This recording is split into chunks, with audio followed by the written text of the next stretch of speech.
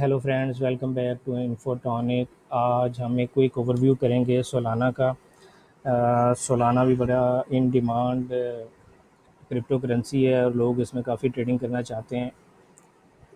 आप और एक मेरे दोस्त ने भी मुझे कहा कि यार इसके बारे में भी एक थोड़ी सी वीडियो रिकॉर्ड करें कि आगे मार्केट की सिचुएशन, करंट सिचुएशन आपको क्या लग रही है और आगे आप क्या समझते हैं। तो हम देखते हैं सोलाना को।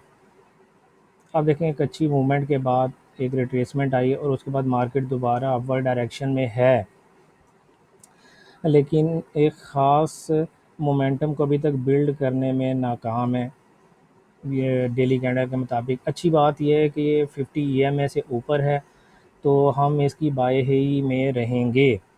तो फाइनल कंक्लूजन तो यही है कि हमें जब भी तलाश करनी चाहिए सोलाना की बाय ही तलाश करनी चाहिए, इसकी शॉर्ट एंट्रीज़ को अवॉइड करना चाहिए। अच्छा, एज 4 में हम देखते हैं कि सोलाना ने अभी रिसेंटली, आप देखें ये जो डाउनवर्ड एक चैनल था उसने उसको ब्रेक किया और अब उसके बाद ये बाहर ट्रेड कर रही है। तो और इसके अलावा आप अगर इसकी मूवमेंट वैसे देखें तो ये अपने लोज भी हाई कर रही है, तो जिससे इसकी इंटेंशन साफ वाज़ेह है कि सोलाना जो है वो अपने लोज़ को एक्सटेंड करने की बजाय हाइज़ कर रही है। तो इसकी हमें बाय ही तलाश करनी चाहिए। अब हम स्ट्रक्चर देखने की कोशिश करते हैं कि इसके अलावा हम देखते हैं ये एक रिसेंटली इसने एक चैनल सा बनाया था। इसने इस चैनल से भी बाहर निकल कर ट्रेड कर रही है और वापस उस जोन को, आप ये देखें जो ट्रेंड लाइन की सपोर्ट है उसको रीटेस्ट करने के लिए आई और यहाँ पर एक बाकायदा तौर पे इसको लॉन्ग वीक कैंडल मिली, जिसने ये बताया कि यहाँ पर बायर्स बैठे हुए हैं, बुल्स का यहाँ पे प्रेशर ज़्यादा है और वेरी नेक्स्ट जो है वो एक बाय कैंडल बन गई। तो मैं समझता हूँ कि इस एरिया में इसके लिए बाय प्रेशर बहुत ज़्यादा है। तो हम स्ट्रक्चर यहाँ फाइंड करने की कोशिश करते हैं कि यहाँ पर बाय प्रेशर क्यों है। अच्छा, ये देखें कि ये आपका एक तकरीबन मोस्ट रीसेंट स्ट्रक्चर, क्योंकि मार्केट ने यहाँ से बाउंस लिया है तो हमने देखा कि यहाँ से इसने बाउंस क्यों लिया है। तो आप ये देखें ये वो एरिया था जहाँ से मोस्ट रिसेंटली मार्केट ने इसके आसपास से बाउंस लिया था, तो हमने उसको एक जोन में जब तब्दील किया तो उसकी रिसेंसी और फ्रीक्वेंसी चेक की। तो ये माजी में भी आप देखें यहाँ से भी मार्केट ने ड्रॉप लिया था, यहाँ से बाय हुआ था, फिर यहाँ से बाय हुआ था, फिर यहाँ से बाय हुआ था। और अगर हम थोड़ा सा इसको पीछे लेकर जाएं तो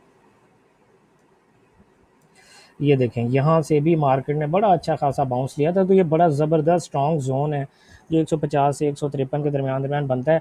और यहाँ से दो दफ़ा मार्केट टेस्ट करने के बाद, तीन दफ़ा ऑलमोस्ट, एक दो तीन दफ़ा टेस्ट करने के बाद मार्केट ने बाउंस बैक ही किया है। और अच्छी बात यह है कि जब ये दूसरी दफ़ा बाउंस इसने किया था तो तीसरी दफ़ा बाउंस करने पर इसने अपना हाई एक्सटेंड किया था। और मैं ये समझता हूँ कि ये this is the point to buy, where it is, ये एरिया जो है यहाँ पर हमें बाय करनी चाहिए। और प्राइस एक्शन आप देख रहे हैं कि ऑलरेडी हमें मिल गया कि एक तो हमारी ट्रेंड लाइन ने उसको वहाँ से रोका, फिर हमारे स्ट्रक्चर ने, बड़े स्ट्रॉन्ग सपोर्ट ने उसको वहाँ से बाउंस बैक किया, और तीसरा ये कि लॉन्ग विक्स हमें मिल रही हैं। इसके अलावा आप ये देखें कि आर्ली कैंडल में,